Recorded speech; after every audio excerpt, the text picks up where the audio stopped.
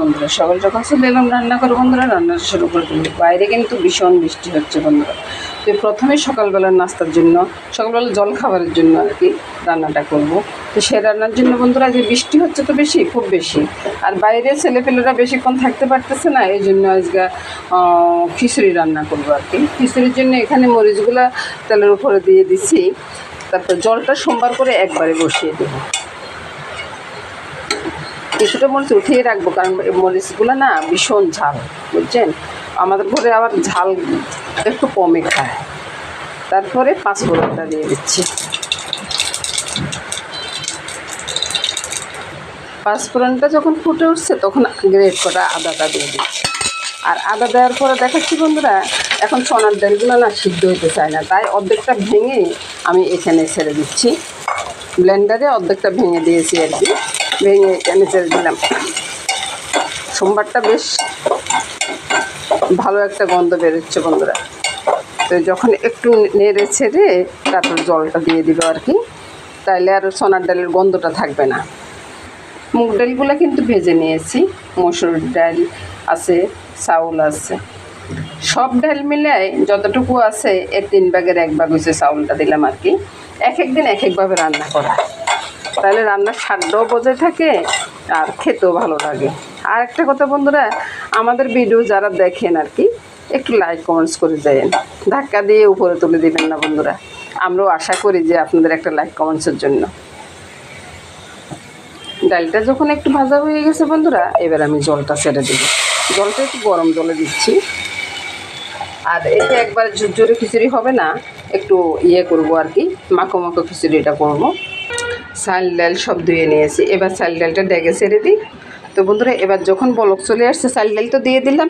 এবার বলক চলে আসার পরে এখানে আমি নুন, হলুদ, লঙ্কা আর একটু চিনি দিয়ে দিচ্ছি।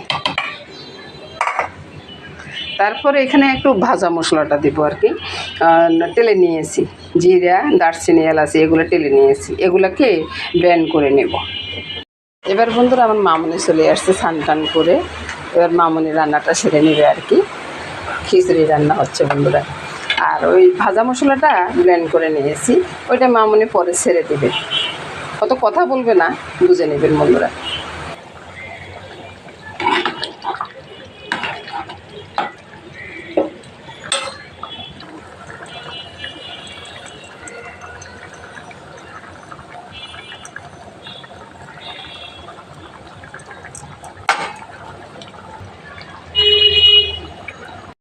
নন্দন বজে যেন রঞ্জন, যমুনার তীর বনচারী, জয় রাধা।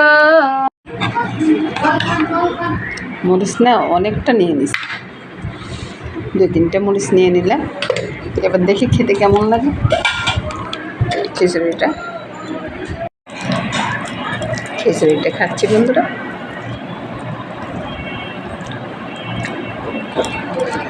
খুব টেস্ট হয়েছে, মামুনি বানাইছে তো খুবই ভালো হয়েছে। সকালবেলার খাওয়া দাওয়া শেষ করে বন্ধুরা দুপুরবেলায় আজকে রান্না করে চলে আসলাম। রান্না হবে মায়ের ডাঁটা আলু দিয়ে, মাছ দিয়ে হবে, মাছটা ভিজিয়ে রেখেছি। আর এই যে কচুর কাঠটা আছে না, আপনারা কী বলেন জানি না, আমি ফান্না কচুর কাঠটা নিয়েছি, সাদা অংশটা আর কি। এটাকে বাদাম দিয়ে একটু ভর্তা করব। ভর্তাটা কীভাবে করব সেটা দেখাবো বন্ধুরা। তো চলুন বন্ধুরা, প্রথমে আগে কাজটা শুরু করে দিই। মায়েরাগুলোকে আমি এই যে শুকনো কড়িয়াটা আছে, কড়িয়াতে দিয়ে দিলাম। এবার নুন হলুদটা দিয়ে দিই। প্রথমে একটু চিনি আর গোলমরিচ, কালো গোলমরিচ গুঁড়াটা দিয়ে দিলাম। তারপরে স্বাদ অনুযায়ী নুনটা দিয়ে দিলাম, হলুদটা দিয়ে দিচ্ছি আর লঙ্কাটা দিয়ে দিচ্ছি। লঙ্কা মায়ের তরকারিতে এত বেশি যাবে না, হাত দিয়ে মেখে তারপরে বসিয়ে দেব।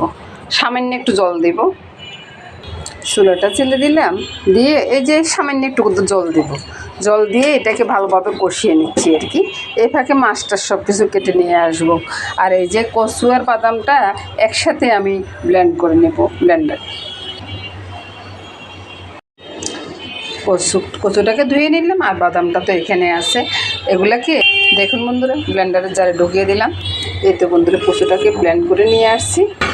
এবার কচুর ভিতরে দিয়ে দিব স্বাদ মতো নুন আর একটু হলুদ। এখানে লঙ্কা দেবো না বন্ধুরা, শুকনো লঙ্কা ভেজে নেবে তো, চিনিটা দিয়ে দিলাম।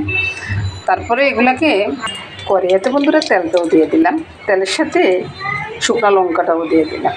তো শুকনো লঙ্কাটা একটু কালো হোক, তারপরে দেখাচ্ছি। বন্ধুরা মরিচগুলো উঠিয়ে দিলাম, শুধু একটা দুইটা মরিচ রেখেছি। এখানে জিরা সম্বাদ দিব আর তেজপাতা সম্বাদ দিব।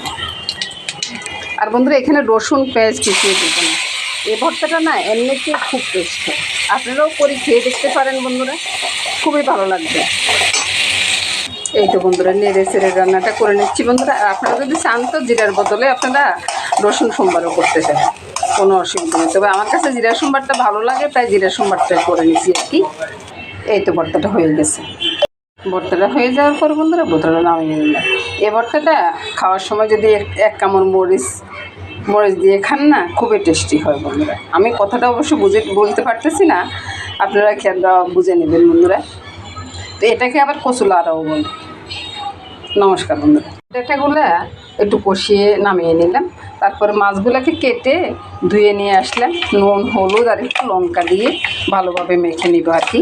এভাবে করে ভালোভাবে মেখে নিচ্ছি। আর কড়াইতে তেলটা দিয়ে দিছি, মাছ দেওয়ার আগে আমি ফোড়নটা দিয়ে দিলাম। ফোড়ন দিয়ে তারপরে মাছগুলো ছেড়ে দিই। তো বন্ধু সবগুলো মাছ দিয়ে দিচ্ছি। আমি মাছগুলো তুলবো না বন্ধুরা, মাছগুলো ভাজা হলে মাছের ডাঁটাটা এর সাথে ছেড়ে দেবো, এই জন্যে ফোড়নটা আগে দেওয়া। কত আপনারা বলবেন যে এটা কেমন রান্না। এই রান্নাটা কিন্তু খুব টেস্ট হয় বন্ধুরা। আর এখান থেকে কয়েকটা আলুকে ভেঙে দিই। এই তো বন্ধুরা কয়েকটা আলুকে ভেঙে রেখেছি। তারপরে আলুটা এই মাছের সাথে, মানে মায়ের ডাঁটা আর আলুটা মাছের সাথে ছেড়ে দেবো। দেখলেন তো কেমন সহজভাবে রান্নাটা করে ফেলি। এই তরকারিতে নাড়াচাড়া লাগে বন্ধুরা, স্বামীর দিনে, তবে এভাবে উল্টে পাল্টে দিচ্ছি।